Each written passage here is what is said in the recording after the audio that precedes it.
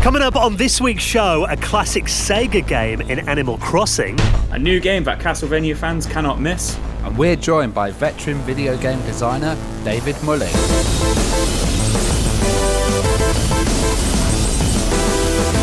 This week's show is brought to you by ExpressVPN. Hello and welcome to the Retro Hour podcast, episode number 225, your weekly dose of retro gaming and technology news with me, Dan Wood. Me, Ravi Abbott. And me, Joe Fox. And what a show we've got for you this week. Now, before we get into it, I was just thinking, I mean, here in the UK, what are we now, like into would this be like week 8 of lockdown now? I've lost all sense of time. I think for me, like the first 6 weeks, I was really keeping on top of things, really keeping track, working out every single day. And then these last 2 weeks, I've just been like, what day is it? Like, I'm still working, but I'm just all over the shop. Because I think I speak for all of us here, when all this started, we were kind of a bit worried. We thought, the podcast is probably going to suffer because of it. Because, I mean, we had to get you guys set up with home studios. We haven't seen each other in person for like 2 months now. We're doing everything over like Facebook Messenger and Google Docs. And I think what we've kind of done is we've really just upped our efforts, haven't we? We've kind of put 10 times more work in. And, without getting all self-congratulatory, because that always sounds a bit cringe, but based on the reaction that we've had recently, you guys have been really enjoying it as well. And I think, some of the shows that we've done during lockdown have been the podcasts I've been most proud of that we've ever done over the last few weeks. I think, boys, we've really knocked it out the park recently. I was going to say, I think everybody's kind of contribution, I've always kind of just done a little bit on the side, and you two have been like, always worked your arse off. But once again, without being that kind of like self-congratulations, like I feel like I've stepped it up a little bit. Not quite as much as you boys have stepped it up, because Ravi's absolutely smashed it out of the park with some of the guests he's got on these last couple of weeks, which I think have been a huge contribution to the show.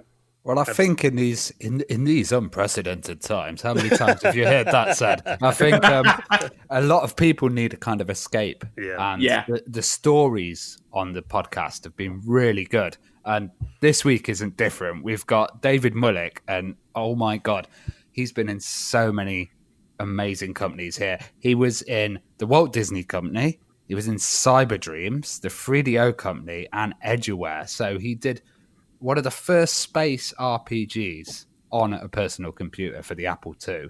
He's also done a lot of dark games. So he did, The Prisoner, the 1960s TV show. He did one that was based on that apparently the CIA were using to train themselves on.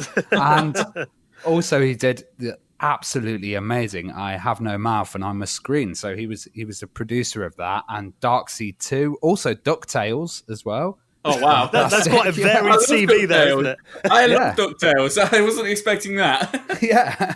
So it's another great interview and a great story, and we're going to keep bringing you these kind of great stories. So, you can just forget about stuff and shove the Retro Hour on. Yeah, because I mean, some of the shows we've done recently have been some of the favourite podcasts, of mine we've ever done. Probably helped by the fact that I can do it in my dressing gown and don't have to brush my teeth. Yeah, That's why. But David Mullich is going to be our guest on the show in around 15 minutes from now. You mentioned that game that you worked on then, I Have No Mouth and I Must Scream. I remember that game was like really dark. Wasn't it something like, I haven't played it for a long time, but I remember it being a computer, essentially like a Skynet kind of computer that killed off all of humanity and kept a few people alive just to torture them?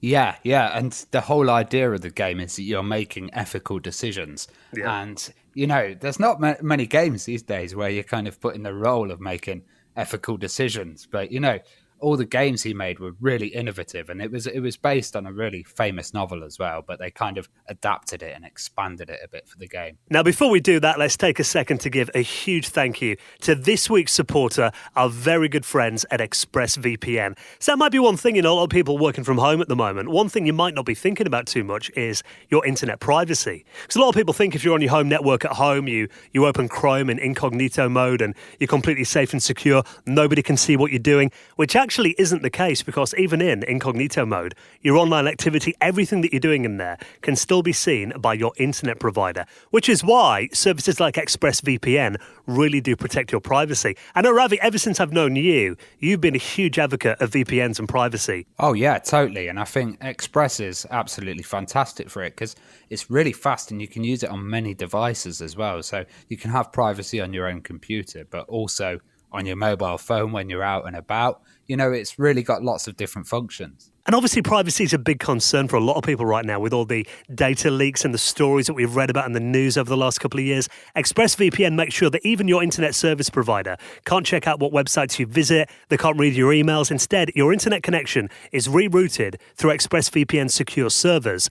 And each of their servers has got an IP address that's actually shared among thousands of different users. So what that really means is everything you do on there is anonymized and can't be traced back to you. And also they encrypt 100% of your data with best-in-class encryption, so your information is always protected. So that means you can use the internet in confidence from your computer, your tablet, your smartphone. They've got you covered by tapping one button on any device and you are protected. That's why they're the fastest and most trusted VPN on the market, actually rated number 1 by CNET, Wired, The Verge, and lots more as well. So we want you to protect your online activity today with the VPN that we trust to secure our privacy. So if you want to get 3 months free on a 1-year package, all you've got to do is open this in your web browser right now, expressvpn.com/retro. And obviously for doing this, you'll be really helping out the podcast as well. So you can get 3 months free on a 1-year package, expressvpn.com/retro. Thanks to our good friends at ExpressVPN.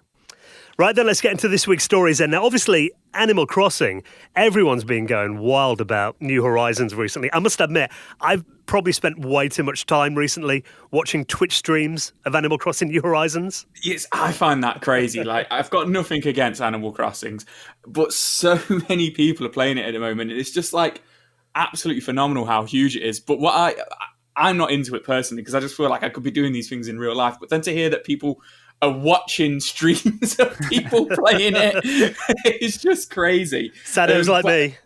Yeah, exactly. But at the same time, I do love what the community are doing with it. So what we've been seeing recently is yesterday one I saw, which I thought was hilarious, was somebody actually made an island into Danny DeVito. Yeah. But the one we're talking about today is somebody recreated Outrun in it, which I thought was fantastic. So how are you able to do this then? Is it like, are they able to create community content or something?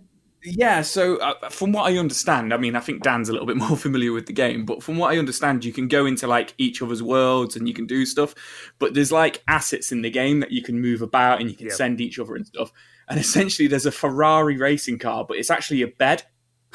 And somebody's made the track like and then put the bed in there, and then they kind of like using like the graphics and stuff like that just recreated it. But I'm pretty sure it's just images, and you can't actually drive the car around and stuff, but it looks fantastic. And I just love that there's still like that kind of like, people are using modern games to kind of recreate retro games still. I like the palm trees at the side as well. Give that kind of outrunny feel. And they've actually done like repeating items as well to kind of make it look a bit like, the Outrun super scaler sprites when they kind of got smaller in the distance. Yeah. Yeah. and this Danny DeVito one looks pretty funny where they've recreated the whole island to look like Danny DeVito. It's pretty insane. It's just insane. Like I can't. My sister-in-law keeps going on about it all the time. She's like, "Oh yeah, me and my boyfriend, we've sent each other these letters, and we sent this letter and stuff." And I'm just like, "Oh, boring now. Like, just send each other a letter in real life." But then you kind of see people doing these kind of silly things, and you're like, "Actually, that's quite funny." That's the thing. A game of this kind of scale. I mean, it's kind of a big open world. You can do so much with it now. Mm-hmm. And the fact that they've done like the GoldenEye 007 intro, recreated it recently. Yeah. That'll link up in our show notes as well. I do love the fact as well, some of these like screenshots, they've kind of got like the guy and the girl and like the red car behind them. The good thing about doing it in Animal Crossing is your girlfriend doesn't beat you up if you lose a race like she did in the original Outrun. I don't think you can get away with that these days, to be honest. Exactly. Yeah. So, I mean, like you said, I just get a kick out of seeing things like this. So we thought that was quite a quirky little story. Look forward to seeing what else people are going to be doing with Animal Crossing New Horizons as well. So if you want to check out that and the other things we talked about, we'll put them all in our show notes at theretrohour.com. Now, of course, the Raspberry Pi never fails to impress us. And if you're getting a bit sick of maybe waiting for the Atari VCS console, it turns out you could do essentially the same thing with an off-the-shelf Raspberry Pi. Yeah, so this is really interesting, actually, because I was thinking exactly of the Atari VCS when I saw this, because I was thinking, what games are they going to have on it? What licensed titles? And this is by Inland Micro Center. It's actually Raspberry Pi 3 Model B.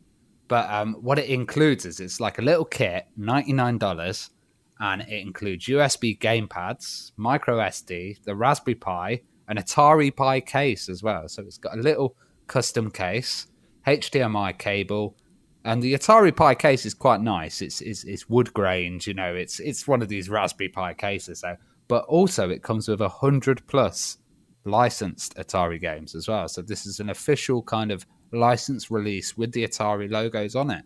I've seen a few complaints that it's actually a Raspberry Pi 3, not a 4, but I mean, the 3 has got more than enough power to emulate old Atari 2600 titles, doesn't it? The only thing I don't like about the package, because I mean, you get the Raspberry Pi in there, you get the case, HDMI cable, they put an SD card in there with all the games on as well, you get the power supply, but they've got like a PlayStation 2 kind of clone controller. You think they'd have like the one-button joystick? It does seem a bit kind of bashed together. Yeah. Which kind of makes me think, like, why have they actually licensed this if the VCS is going to come out so close to it?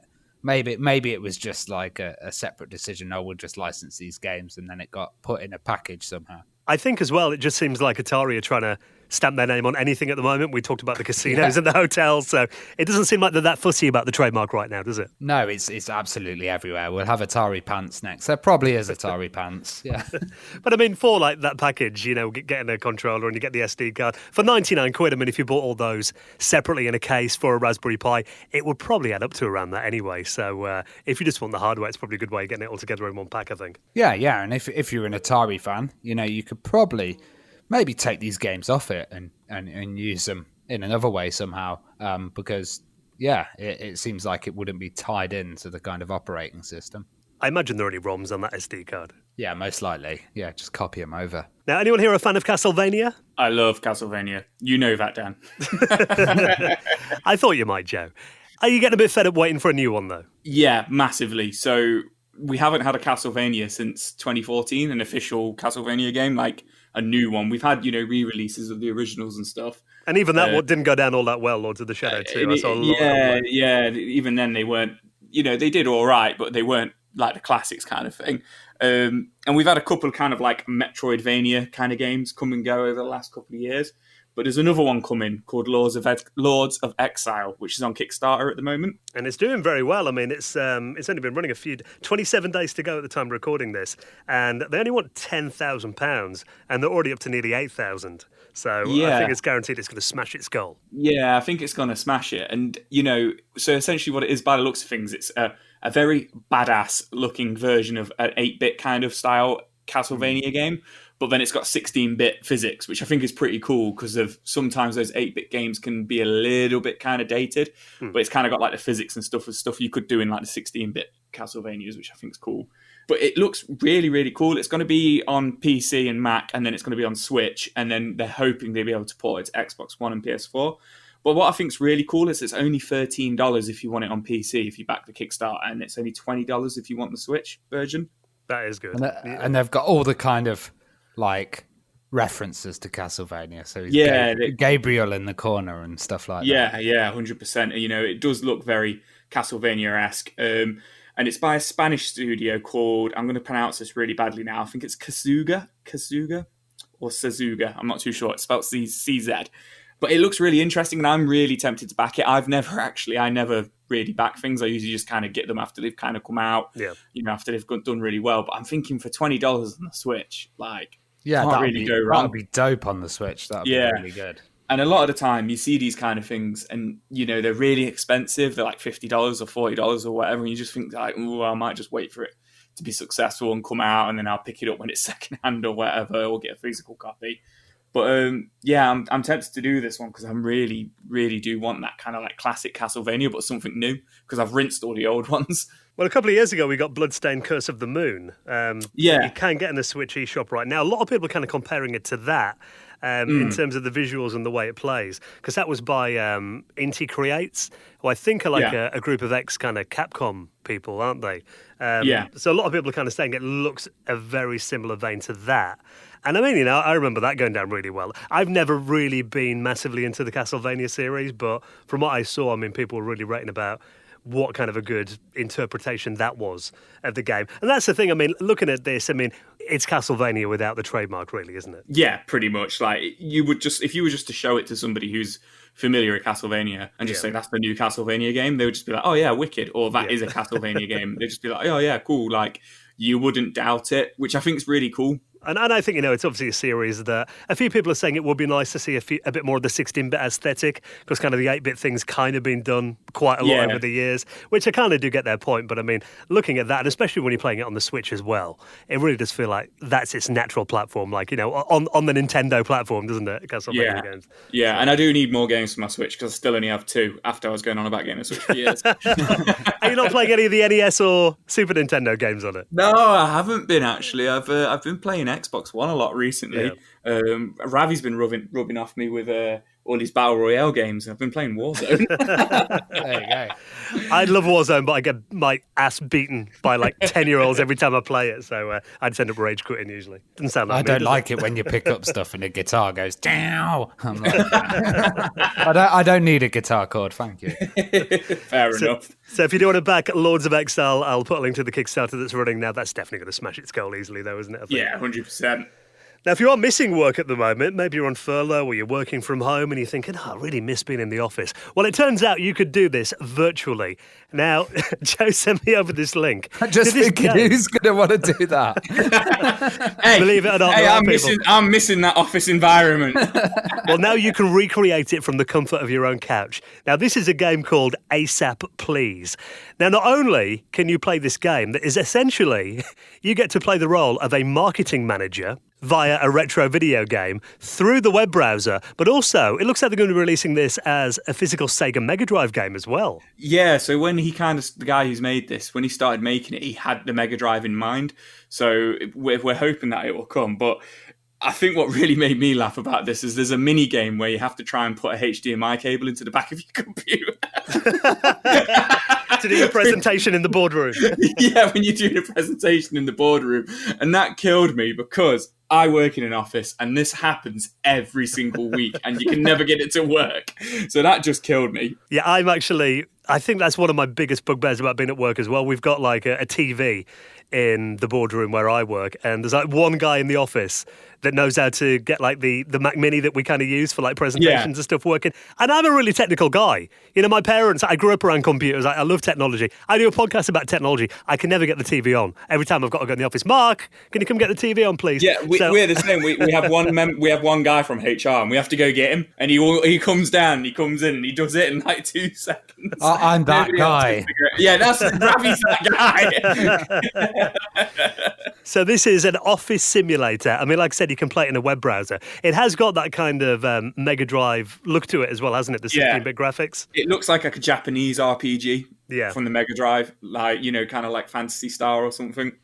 And it's mapped to Mega Drive controllers as well. It's got like a virtual Mega Drive controller on screen. I mean, ironically, I'm actually still in work at the moment. There's like, 1 or 2 of us in every day. I tried playing this at work and it was blocked by the company firewall. So I'll have to enjoy it in my free time at home, I think. So it's asapthegame.com if you want to check it out. And there's actually an option on there if you want to order it, a physical Mega Drive cartridge as well. So it looks like it is something they're planning. So it looks like a bit of a giggle. Now, before we get into our chat this week with David Mullich, talking about dystopian games, The Prisoner, I Have No Mouth and I Must Scream, tell us about this keyboard artist, Ravi. Yeah, so there's been a couple of items about keyboard artists this week. And the first one is Eric Jensen, and he's using old keyboards.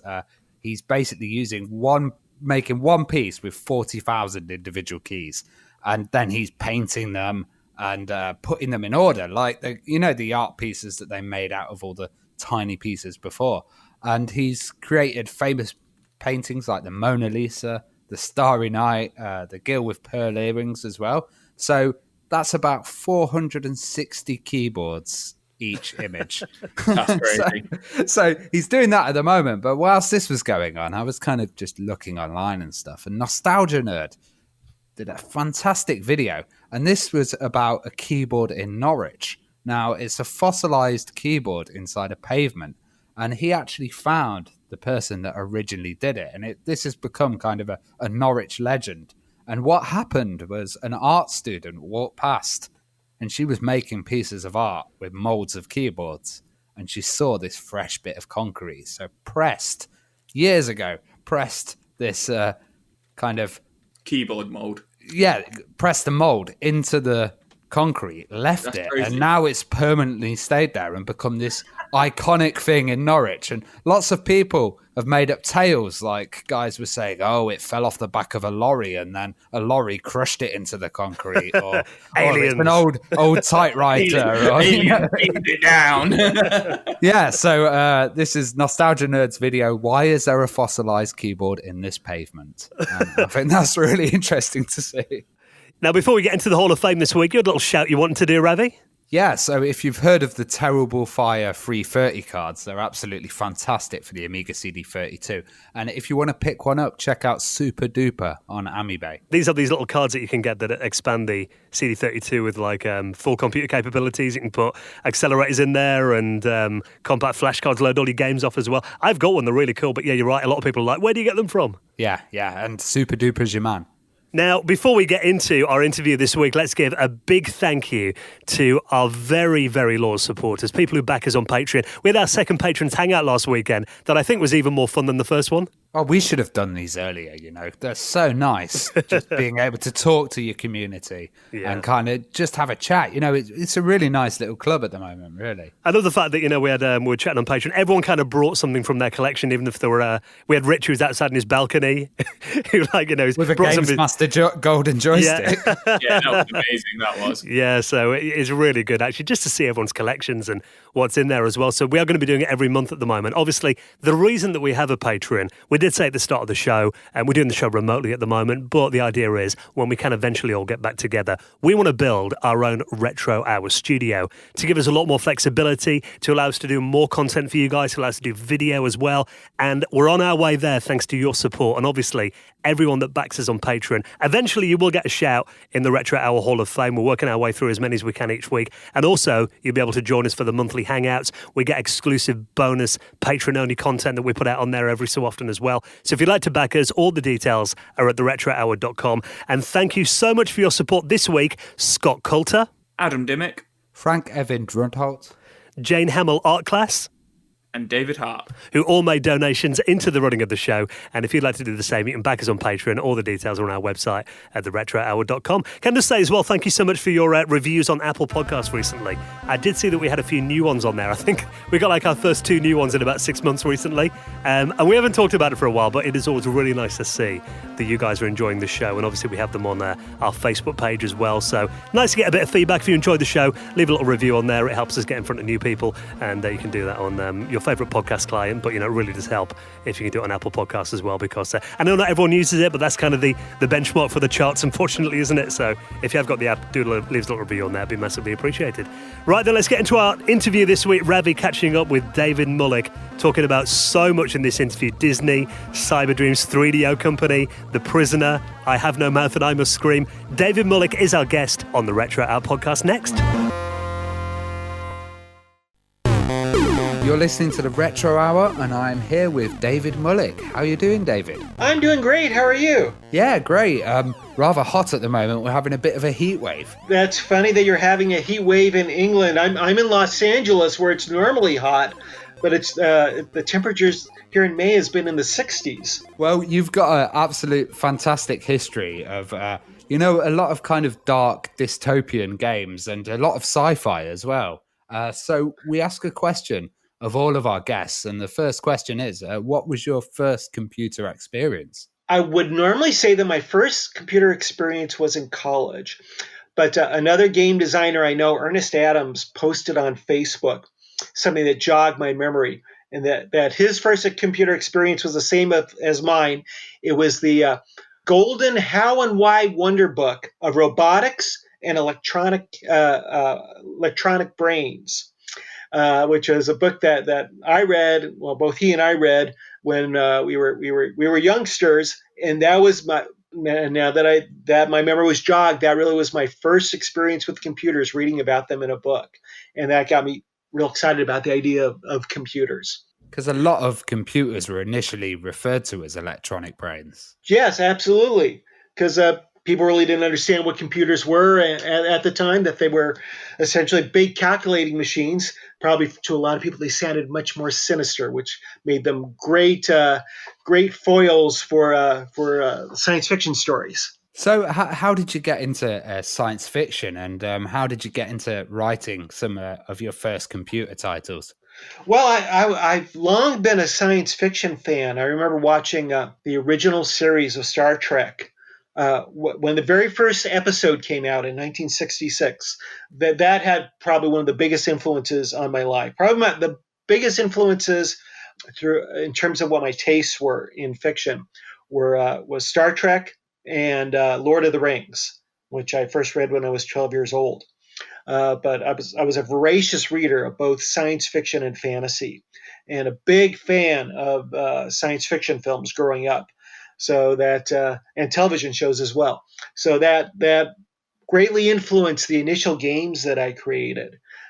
Most of the games that I created, especially in my early years, were science fiction oriented. And actually, my very first computer game was something that was assigned to me. I had been working, one of my college professors had hired me to be a clerk in his computer store, which was one of the very first computer stores to open up in Los Angeles. It sold the Apple II computer. And while I was working there, one of the owners of one of the very first game publishers, Edgeware Services, bought his computers at that store. And he asked me to write he knew that I was a computer science student, and he asked me to write a sequel to a science fiction role-playing game, text-based role-playing game that they had made called Space. And he asked me to write the sequel to it, or really an expansion pack for it. Took place in a science fiction universe. And so I wrote a couple of expansions to it. One based on one was called it was a two-part expansion.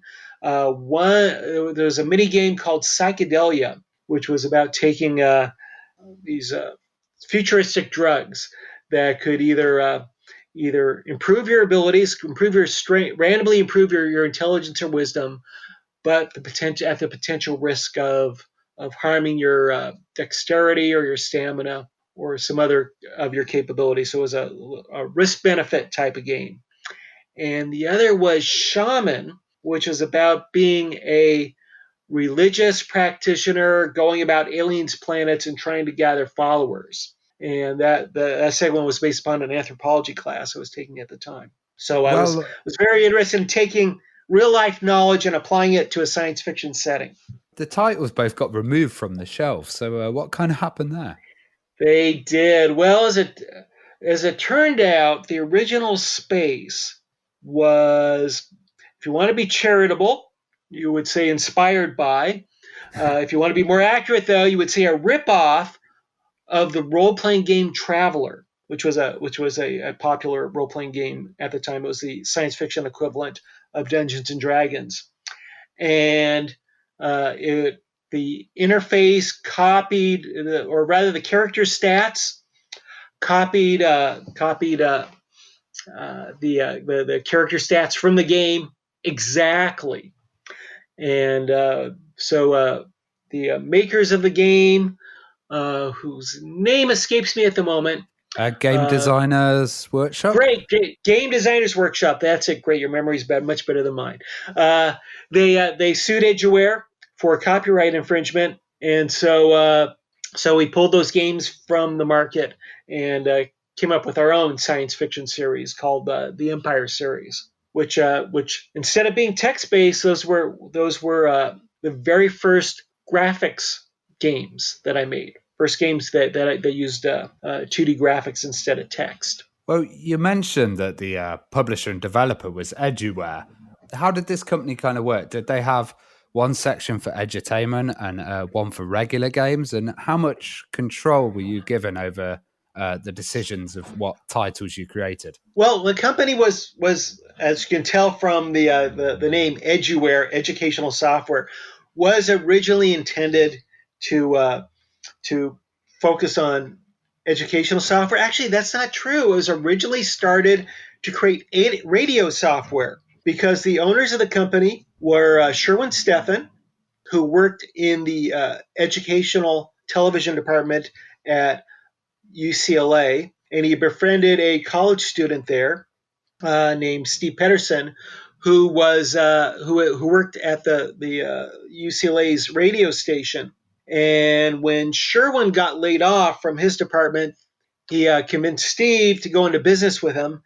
And originally their plan was Steve wanted to create radio software, but they decided at first to get into educational software, which was Sherwin's interest, and kind of Steve split the difference by making games.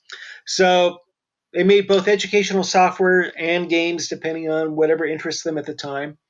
And when Sherwin approached me to write some software for him, he asked me to write some games. And as I said, the very first game was a sequel, or rather an expansion pack, to their space role-playing game. The other games that I made as a freelancer were completely at my discretion. And so the oil well crisis, the oil shortage crisis was going on at the time. And so my next game was called Windfall, a oil crisis simulator, which was in which the player ran an oil company and controlled the prices and tried to make money while setting the appropriate prices at the pump in order to maximize the max amount of money that they were receiving without raising the price so high that they would lose customers. And so it was an economic simulation, and then which was based upon a economics class I was taking at the time. I then followed it up with a game called Network, which was built around running a television network and figuring out where to place television shows on your time slot to get the maximum ratings. And that was based upon a mass communications class I was taking at the time. At that time, when I was working as a freelance for Edgeware, I got to do whatever games popped into my head. So I pretty much free reign. That's awesome, because we've had so many developers on that were kind of forced to go down one fixed path, and it sounds like you came up with some really original ideas. I did at first. That eventually didn't last very long. The very last game I made, I think that was completely my passion, was The Prisoner, which I didn't make until I was actually an Edgeware employee. When I graduated from college, Edgeware offered me a full-time position as a game designer and programmer, and they first had me working on educational software. But I was a huge fan of the British television series The Prisoner, which was rerunning on our local public broadcasting station at the time. And I was so enamored with the show and its themes of being an individual, despite the oppression put up by society, that I had to make my own game based upon the same themes. And I pleaded with Sherwin and Steve to let me make this game, and they gave in to my my desires and allowed me to make that game. And I think that was the very last game that I made that came from me and wasn't assigned to me. Well, The Prisoner is a kind of fantastic series, and it was cancelled in 1968. And I remember there was such good sci-fi out there at the time as well. There's stuff like The Avengers as well. And why do you think The Prisoner particularly received such a cult status and was worth releasing a game, years later after the series had been cancelled? The series became, in the United States, sort of became a cult classic when it was rebroadcast in the late 1970s, because it followed up the whole, hippie culture that was out there at the time, where you were supposed to distrust authority. And I think it played well into that, especially among us college-age students at the time.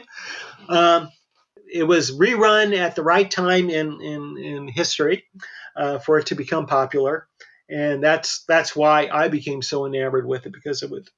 At the time, I thought I fell into the same mindset about opposing authority and being an individual.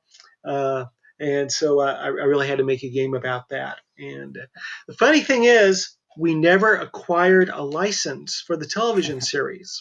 I was certainly very naive about copyright at the time. I had kind of a sense that you shouldn't rip off creators. So I was actually opposed to the idea of calling it The Prisoner. I wanted it to be inspired by, not a ripoff of the series. But Sherwin and Steve convinced me that for it to be sellable, it still needs to be called The Prisoner. And they never actually acquired the rights at the time. It was, in fact, after the initial game, we decided to make a sequel to it. The initial game was just a text-based game. But when we did a remake 2 or 3 years later in graphics, because the initial game was so popular, we did it in graphics, and I insisted we at least investigate getting the copyright to it. So what they did is have our marketing person contact ITC, which owned the series, and she asked if they had any issue if we made a prisoner-themed restaurant. And when they said no, Edgeworth came with the conclusion, well, then it must be okay for us to make a video game too. So that would be the coolest restaurant in the world. Wouldn't it be? Yeah, sitting in a giant orb or something. That's right. Umbrellas everywhere, and the penny farthing bicycle, and rover around. It would be a terrific restaurant. That's awesome. Well, how did you kind of go about keeping the game recognizable, but not stepping on their toes too much, and also keeping it, as Edgewell needed it and intellectually stimulating? Well, I used place names and character names that were kind of similar. Instead of calling it the village that the prisoner was located in, I called it the island, referring to the phrase "no man is an island." No one is a true individual. And I called instead of number 2 who ran the island, instead of calling him number 2, I called him the caretaker, someone who's supposed to take care of you. And I never called the main character number 6, who was a character that Patrick McGowan played. I just called him Number, and that's all. So that's as close as I got to the television series, and none of the scenarios in the game were exactly like storylines from the series, but it had the very same themes of finding ways to subvert authority. You succeed by not following the rules in the game, and your one main goal, or rather it was a game of avoidance. That is, you had to avoid losing by never revealing. And this is the one thing that was straight from the TV series. The reason why the show is all about presumably a spy who resigns from his intelligence agency and is captured and taken to this remote village where they try every trick in the book to get him to reveal the reasons why he has resigned. And so to mirror that in the game, I gave the player a randomly generated number that was kind of a code for why they resigned. And under no circumstances at any point in the game should you ever acknowledge this number. Should you ever type it in? Should you ever make a selection using this 3-digit number? If you did, you would automatically lose the game. That's how I mirrored the television series. That's awesome. And you created the whole thing in BASIC, right? So this must have been a really big project. It took you about 6 weeks' time. It was BASIC with a couple of assembly language routines. I had a maze generator that I created in assembly language. In the graphics version of the game, I created my own graphics engine that was written in assembly language, as well as a text parser that was written in assembly language. So it's a combination of BASIC and assembly together. Well, you broke the fourth wall quite a lot in the game, and it has that kind of fantastic feeling, especially when you completed it and it says the truth has set you free and you can now escape from your apple. How did people react when they first saw this? Well, I originally wanted the game to be all about my interpretation of the television show. At the end was that the prisoner was really the one who imprisoned himself. And so I wanted in this game to be, in order to escape from it, you have to come to the realization that you are a player playing a game and you're choosing to imprison yourself. And that was the realization that the player had to come to at the end.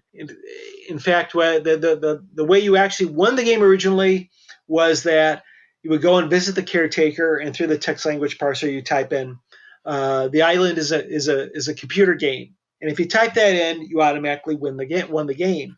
And I originally wanted it so that you could go in at the very beginning of the game, and if you came to that conclusion right away, you would win the game. And Sherwin and Steve did not like that idea at all. They didn't like the idea of a game where you could theoretically win it immediately. And so I remember and I thought thematically that was important that you'd be able to do that. And so we argued back and forth until late into the night. And then finally I came up with a compromise. I said, all right, what you have to do is a certain number of missions in the game. And once you got to a certain point, then you can make that realization and win the game. So we agreed to that compromise, got their blessing onto it. I don't remember what the reaction in general was to that particular ending. It's certainly in the reviews, they didn't want to give away the ending. The game was very well reviewed. I think the thing that people most remember about the game when you talk about breaking the fourth wall is that at one point in the game, it appears that the game has crashed, and it would say like syntax error at line 458. And so if you're a user of the Apple computers, probably the first thing you do would type in list line 3538. Well, it turns out the game didn't really have an error. It was yet another trick to get you to reveal your security code for resigning. And the number that it said that it gave as the line number where the error occurred was your number. And if you typed in list followed by that number, you would lose the game. So the game got very infamous for faking people out into making it look like it had broken down when in fact it was all part of the mind games it was playing on you. Well, as you said, it played a lot of mind games, and there's a rumor going around that the CIA were using it as a training tool at one point. Do you know anything about this? That's what Sherwin, the owner of the company, told me. He said that he'd gotten a letter from Arlington, Virginia, where the CIA is located, and they said that they said they use that as a training exercise. Sherwin has been known to tell stories before, so I wouldn't take that as necessarily the truth. But I never pressed him on it because I like the idea that they did use it as training. Well, the Prisoner 2 was very impressive with the high-res graphics as well and first-person kind of mode. What other improvements did you make on the follow-up? Oh, I made it for the follow-up. I decided to make it much more of a satire on video games or computer games at the time. When I created the first version of The Prisoner, it was all about breaking rules and being very innovative. And I was actually hoping that it would inspire more games out there, more creativity in games. But I was disappointed that instead games had fallen into rather strict genres, each of which had very, very standard conventions. You know, all platform games kind of work the same. All role-playing games essentially work the same.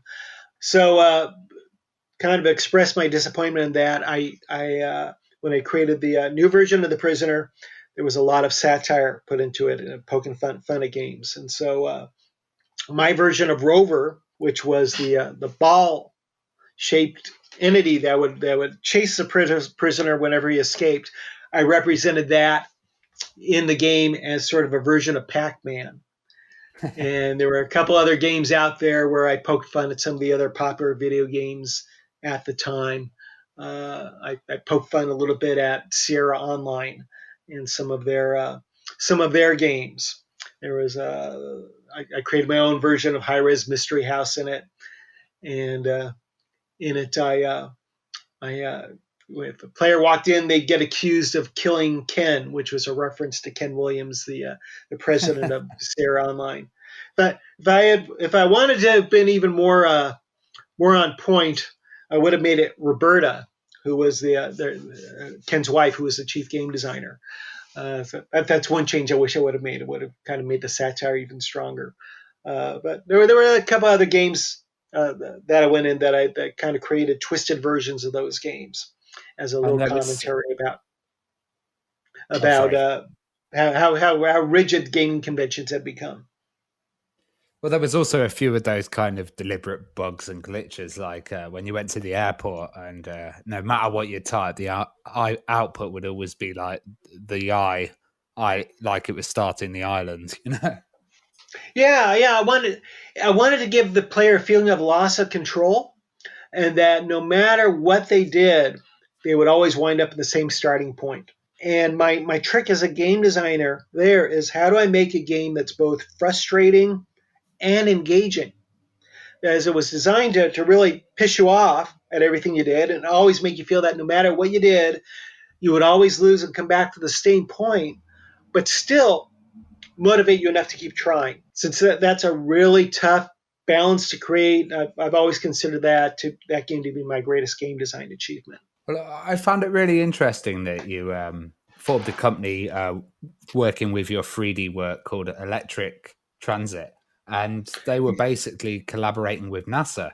How interested were NASA in video games at that time? Well, the way Electric Transit formed was that Edgeware had been disbanded as a company.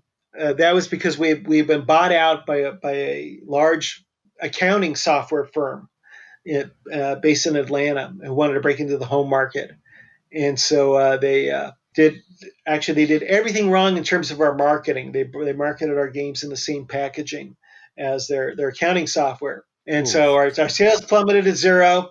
So a group of us Edgewarians got together and formed our own company, and we pulled in one of our game developers. That person was Wes Huntress, who was a senior scientist at NASA's Jet Propulsion Laboratory in Pasadena, California, which was located not too far away from us in Los Angeles area.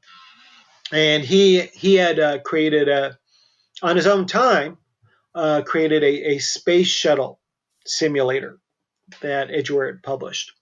Well, at the time that Edgeware had fallen apart, he was working on another game. He and Charlie Colhase. Wes was a senior scientist. He was a chemist working on space science, and his game design partner was Charlie Colhase, who was a project manager of the Voyager space probe. Wow. And the two of them wanted to make a wilderness survival game. They were both NASA employees, but it wasn't a NASA project. It was something they were doing on their spare time. And when a group of us decided to form our own company after Edgeware's demise, Wes Huntress joined us as being one of our partners in the company, and he and Charlie brought along this wilderness survival game they were working on, which we call Wilderness Survival Adventure, and Pat published it through our own company. So although we worked with NASA people, we weren't working with NASA itself. You also had a relationship with Electronic Arts, being the first affiliated label publisher. Yeah. How did that happen, Yeah. and what was it like working with Trip as well? At the time, there weren't any big computer stores, big chains. I mean, the games weren't in Walmart. There was no electronics boutique. There were a couple of game store chains, but they weren't very big. Most games were sold through thousands of individual mom and pop stores throughout the country and throughout the world. So our problem was distribution when we started up Electric Transit. We didn't have a sales force. We couldn't call each and every one of these thousands of stores to try to sell our product into them. We knew we needed a distributor. And this was the year 1985, 86. Electronic Arts, which I believe started in 1983, so only a couple of years ahead of us, had already formed a good distribution network. And they were, in fact, we needed a distributor, and at the time they were interested in distributing other small publishers' games. So we made a deal with them to distribute Wilderness of Survival Adventure. and then our follow-up product, Lunar Explorer, a lunar landing simulator. But the problem was that with us being there first, they also made all their initial mistakes on us. And they've been distributing us for 6 months or more. The orders were very good, and we just manufactured like another 5,000 units to sell through them. And when we called them up to say another 5,000 units were on the way, they told us, look, we overestimated the demand for your game.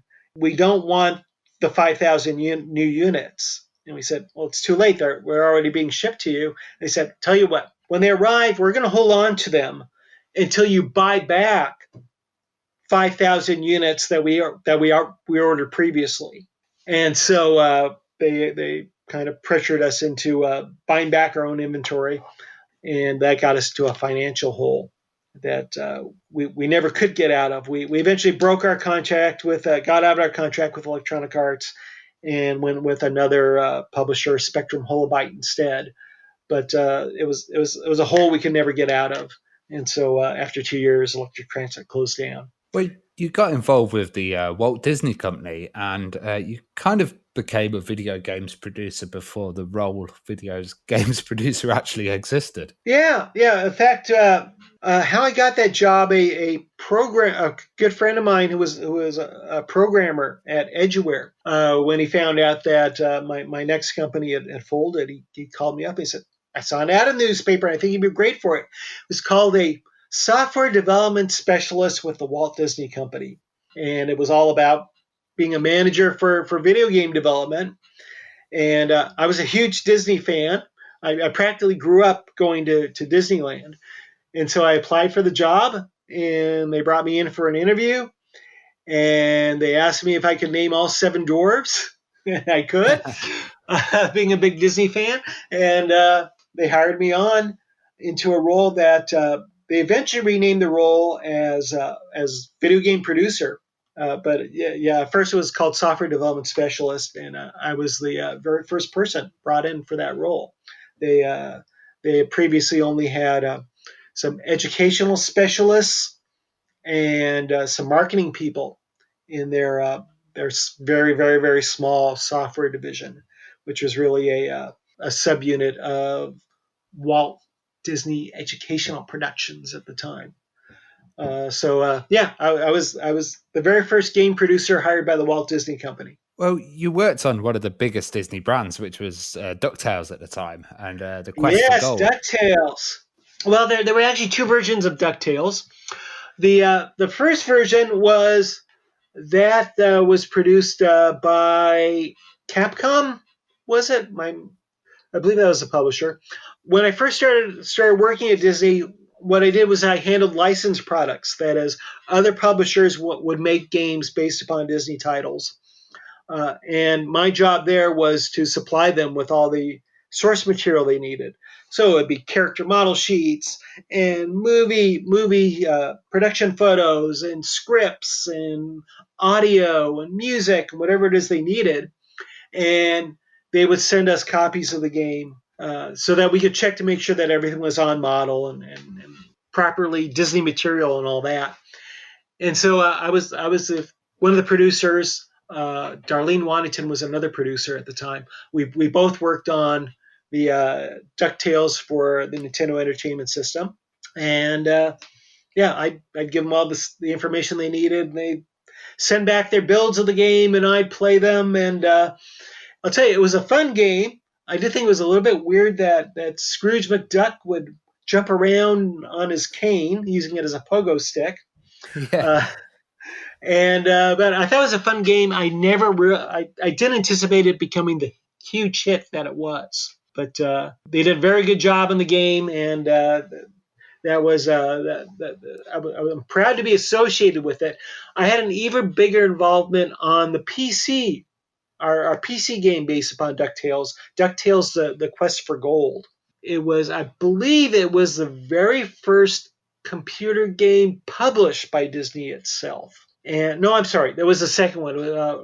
Who Framed Roger Rabbit was the first. We had such success with licensing our games to other publishers that Disney decided to get into game publishing itself. Didn't want to start with console products because that involved manufacturing cartridges and such, and that was a little bit too much of an investment. We decided to start with making games for home computers at first, which merely involved pressing, or rather making copies of floppy disks, which is a lot easier process. That's where we started off with, and I worked a little bit. I worked on one of the versions of Who Framed Roger Rabbit, but DuckTales: The Quest for Gold was all my own. I was the lead producer on that project, and I hired a company called, it should come up with it. They're based in Illinois. Incredible Technologies. Right, Yeah. Incredible Technologies. That was the company. Yeah, I hired them to actually make the game because they had made for another company called Cinemaware. They had made Cinemaware's Three Stooges game that I really liked, and I thought they'd be appropriate for doing DuckTales. And so I contracted them to do that, and we co-designed the game together, and they did all the artwork and the programming. And I wrote the Junior Woodchuck Guide, which was the manual that went with the game. So that game came out, and it was actually a pretty big hit for the time. And the copy protection was really cool on that as well. If you entered the codes, you had to disable the security system, and if you got them wrong, it would flash up saying it was a possible Beagle Boy intrusion. Yes, absolutely. Yeah. I think I was the one that came up with that one. It sounds like something I do. My memory's a little bit fuzzy on that one, but yeah, growing up, I was a big fan of secret codes and such. So that sounds like probably something that was my brainchild for a bit of the prisoner influence getting in there. Oh yes, absolutely. You also work with Interactive Support Group developing titles for the CDI and 3DO. How was this experience, and how did you kind of find working for the CDI? Yeah, that was a company I joined after Disney.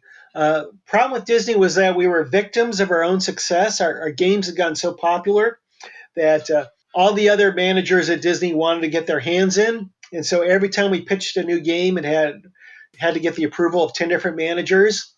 It was always easier to come up with a reason to say no than a reason to say yes. And after 6 months, I couldn't get a single project approved, so I left Disney and I joined a very, very small developer, Interactive Support Group, that made CDI, and that made CDI games. And CDI was one of the very first game console systems that was based upon CD technology. It wasn't to be honest, it wasn't a very good console system. It didn't have one of the problems was it didn't have a sprite generator built into the hardware. So it really didn't make it a terrific gaming platform. Its advantage was that it could play full motion video, and Interactive Support Group, the company I joined, created its own proprietary codec, compressor decompressor for doing full motion video. So when I joined them as a producer, I played up I leaned into our advantage of doing full motion video, and so the game that I produced for them was called Video Speedway, which was a racing game. Where you started with kart racing, then eventually advanced on to Formula One racing. And in it, I used full motion video at the end of a race to be your payoff on it. So I got a whole bunch of stock footage of car crashes or crossing the finish line that we'd play. But we also recorded some of our own video. I hired an actor and actress, one to play a car mechanic, and went to the local go-kart racing track with a camera crew, and we hired him to say a bunch of lines that would be your clues for how to make improvements to your car as you leveled up and could apply points to different attributes of your car. And then we had an actress who played the trophy presenter that every time you won, present you with a trophy and give you some line of encouragement. So that was kind of got to dip my toe into video production at the time. That was most notable about it, that era, getting to work with video. We also made Compton's interactive encyclopedia for the Encyclopedia Britannica company, where we use a lot of full motion video clips in the article entries. Well, you then started working with Cyber Dreams and published the absolutely amazing I Have No Mouth and I'm a Screen, collaborating with Harlan Ellison. How did you get involved in this? Well, when I was working at Interactive Support Group, I went and attended the annual Game Developers Conference, and one of the sessions I attended was an announcement of a new game, I Have No Mouth and I Must Scream, based upon Harlan Ellison's short story. And at the presentation, Harlan was there, accompanied by a young man named David Sears, who was his game designer, and they were working on an adaptation of the short story. And boy, I was jealous because I was a big fan of Harlan. I'd listened to him at several science fiction conventions in the past, and I Know Mouth and Must Scream was my favorite short story of all time. And because of my work on The Prisoner, I thought I was the best person to be working on a game like this. So I was really jealous that I wasn't working on this game. Well, as it turned out, about 6 months later, the owners of Interactive Support Group had a falling out, and they were disbanding the company. And as I was trying to figure out what to do next, I got a phone call from the owner of Cyber Dreams, who said they were looking for a producer. And they had heard good things about me and wanted to know if I was interested in interviewing for the position. And so I interviewed, and they hired me, and it turned out it was to be the producer of I Have No Mouth and I Must Scream. Completely coincidental. And as it turned out, it was the David Sears, the original designer, had left the project, and the game design was only half done, and they needed someone to help finish up the design. So it turned out my wishes came true with that project. So I got to meet Harlan for the first time, and he did not disappoint. Harlan has always been known for being a very difficult person to work with, and I remember showing up at his home for the first time. It was a kind of a normal looking house in the middle of the in a middle class suburban neighborhood of Sherman Oaks, California, not too far away from our offices, except that all around the roof, lining the roof, were a bunch of stone gargoyles that were seated behind razor wire. So the razor wire was there to prevent vandals from stealing the gargoyles.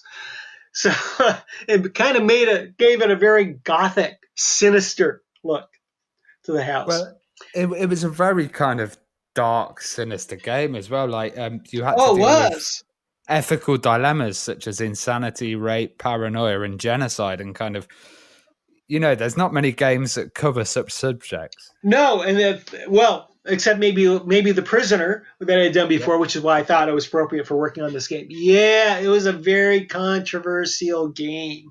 It and Harlan's writing is like that. He tackles controversial subjects, and in fact, one of the scenarios in it, the way the game came about, and you've got to give David Sears, the original designer, credit for this. When they were figuring out how to adapt the short story, which is only a few pages long, how to adapt that into a game that you could play across like 40 hours.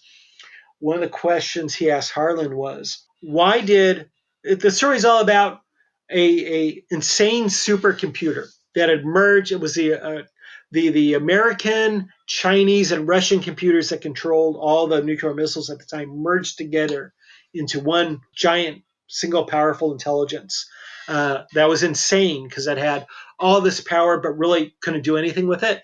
And it had decided to fire off all the missiles and kill off all of humanity except for 5 people that it kept alive and just emotionally tortured, well, emotionally and physically tortured for years and years and years and years and years. And who knows how long it did that.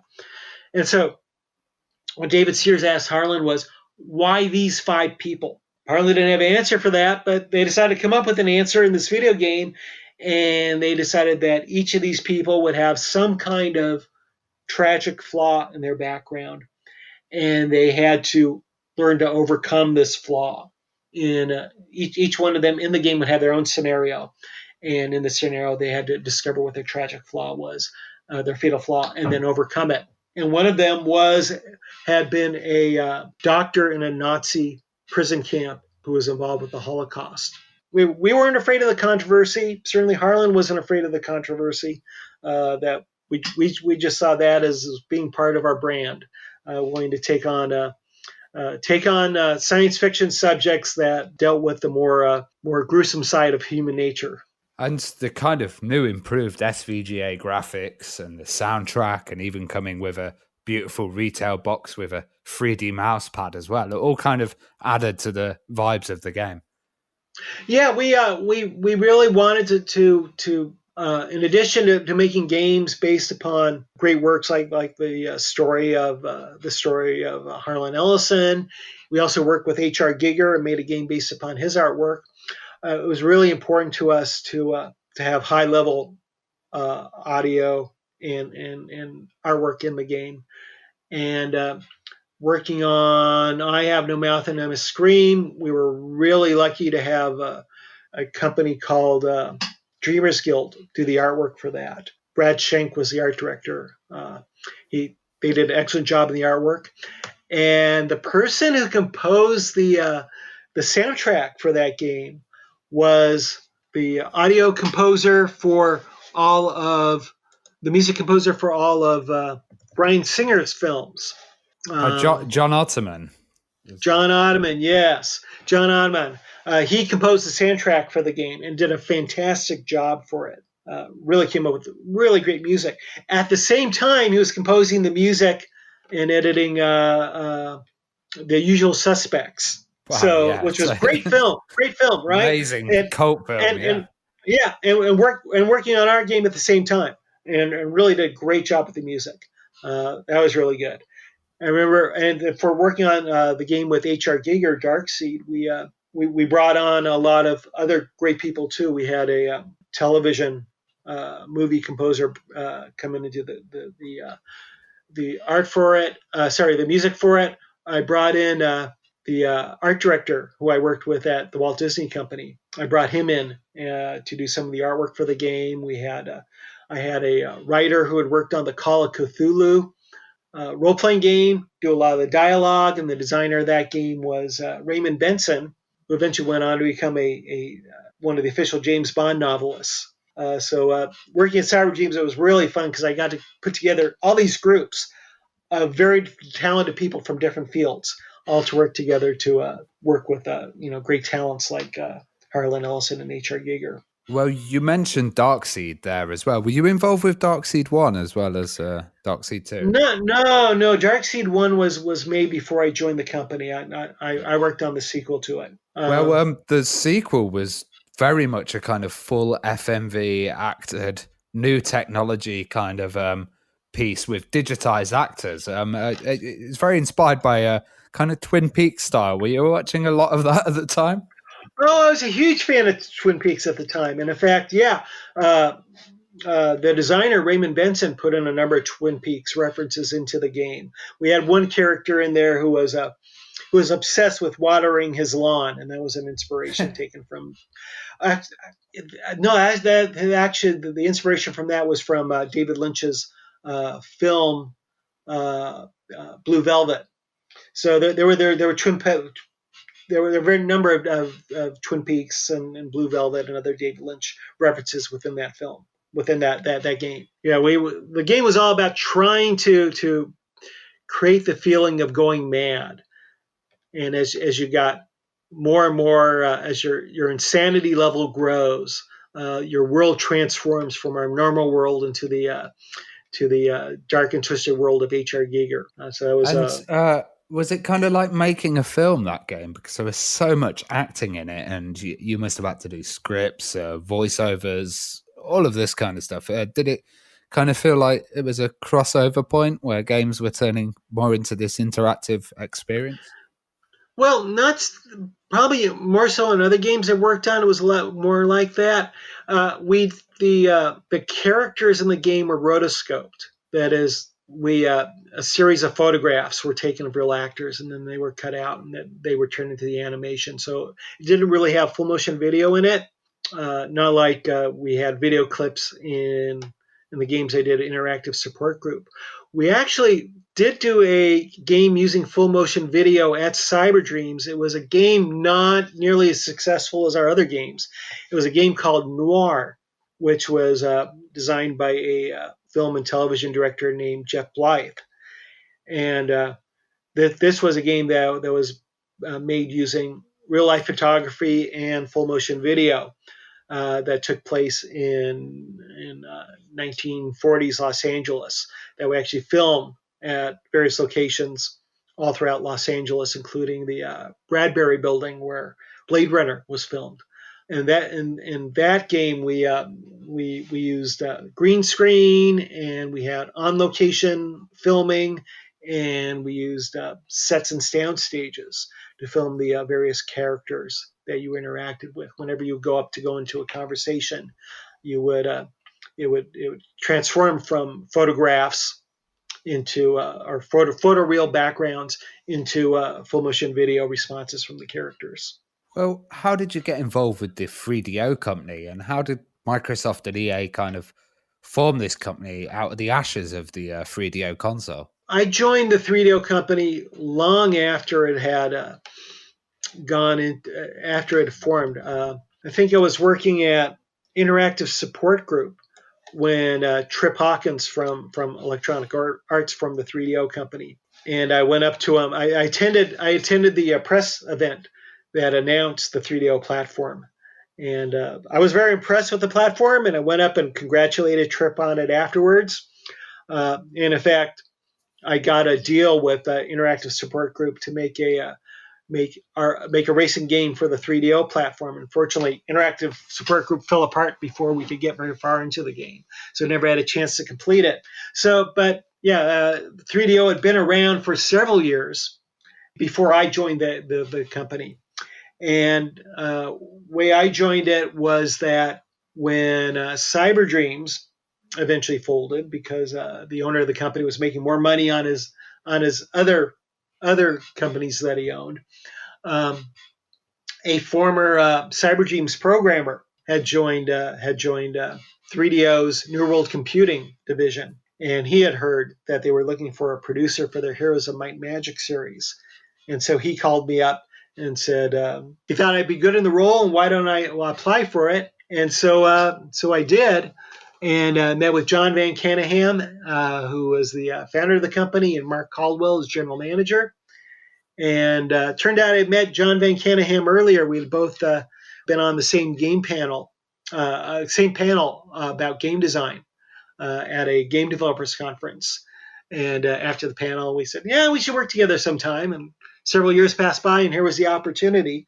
And so they brought me on to be the director of the Heroes of Might and Magic development team. They had been bought out by 3DO about maybe like 6 months prior. So we were essentially 3DO's game development studio for the Might and Magic product line. Might and Magic was the role-playing game, and Heroes of Might and Magic was a turn-based strategy game. How did you kind of bring new life into this already running series, and especially with turn-based strategy at the time, because that wasn't the most popular thing back then? It was tough, because actually Heroes of Might and Magic 2, which had just been published, was considered at the time to be one of the greatest turn-based strategy games of all time. Won all sorts of awards. It was hugely popular, and I was worried there was no place to go but down from it. But I sat down and I played the game for about a week. And one thing that struck me was that I thought the artwork was about 5 years behind the times. So I would make that my mission for the sequel. I'd improve at least the quality of the artwork. And when I went back and talked to my bosses at New World about this, they agreed. They thought the quality of the artwork could be improved. And they at the same time they hired a designer, Greg Fulton, to start on the same day as I did, and he would be my designer.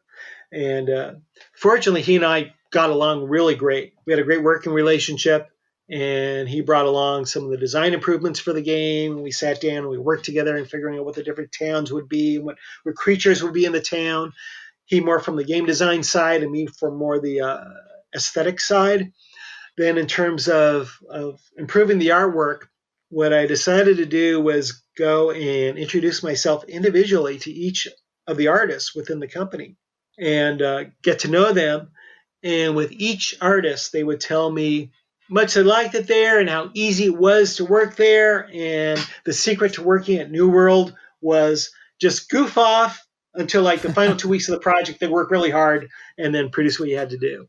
Until finally, the last person I talked to was an artist named Phelan Sykes, who told me that everything there was terrible, that people were lazy, and they could be doing much better work, and they could be working much harder and doing much, much higher quality work. And I thought to myself, I found my art director. And as it turned out, she was the best artist in the company. And so I said, you're going to be my art director in this project. And then for the programmers, I brought in two of the programmers who had worked on I Have No Mouth and I Am a Scream, because Dreamers Guild, the company that developed the game, had also shut down not too long ago. So I brought them aboard, and so I put together this team of some people I picked and some people that were given to me, and fortunately we all meshed together very well. We somehow, in 14 months, created a game that was even more successful than Heroes of Might and Magic 2. In fact, it's so successful, this is 20 years later, it's still hugely popular throughout Europe, especially Eastern Europe. It's still played to this day. Well, I was going to say, about 15 years after the original release, they actually did a HD upgrade of Heroes of Might and Magic 3. What did you think of that? Well, when 3DO went out of business, isn't it terrible? I keep talking about all these companies that have gone out of business, but that's what the game industry is like. When 3DO eventually shut down, they sold the rights to Heroes of Might and Magic to Ubisoft, and I'm glad that Ubisoft had been supporting the title all these years. And occasionally they would, whenever there was a big anniversary, like the 10th anniversary or the 15th anniversary of the game, they'd call me up and ask me to contribute something to help promote it. And a couple of years ago, they did do a remastered version of it with all new graphics and built around the same gameplay. And I was very pleased that they did that. I never actually went back to play it because I always prefer to be looking forward than looking back. So I think they gave it a good try, but that was a game that was lightning in a bottle. It's really tough to recreate. Do you think there's any of your previous titles that you'd like to see a reboot of, or a kind of a remaster and maybe find a new audience with? Oh, I'd love to do The Prisoner again. I think in these times, boy, there's a lot of commentary that could be made into it. Yeah. I almost had an opportunity to do that. There was a remake of the show that I think it was AMC did, that starred. It was done as a miniseries starring Ian McKellen as number 2 and Jim Caviezel as the prisoner, as number 6. And AMC contacted me and asked me if I'd be interested in doing a mini version of The Prisoner to help promote the new version. And unfortunately, the talks, something happened. The talks didn't go very far, so I never wound up working on that. But I'd love to actually do that again someday. Someone wants to give me the financial support to do it, I'll gladly turn their money into profits. Well, David, it's been fantastic, and we always ask at the end, what are you up to nowadays? So, what are you up to? Well, right now I'm splitting my time between teaching and consulting. I teach game design at the Art Center College of Design in Pasadena, teaching a new generation of game designers about how to go about creating games. That my focus is on starting with what kind of play experience you want to create at first, and then worry about the game mechanics afterwards. So I'm still trying to go about getting some of these getting people to break out of the standard game genres and create something really interesting. But we have a lot of great students that have come through our program, and I'm confident they're going to turn into doing something great. And spending the rest of my time, I'm doing consulting on various projects. I am actually investigating a literary property to adapt for one developer, as well as working with another developer, helping them out with an educational game. Unfortunately, both products are way too early for me to reveal anything about what they are yet. Well, hopefully we'll see some dark dystopian sci-fi stuff coming from those students. Yeah, I hope so. But each one's got to follow their own muse, and we'll see what they turn out with. Awesome. It's been fantastic talking to you. Cheers, David. Well, thank you very much. I enjoy talking with you too, and stay safe during these very strange times.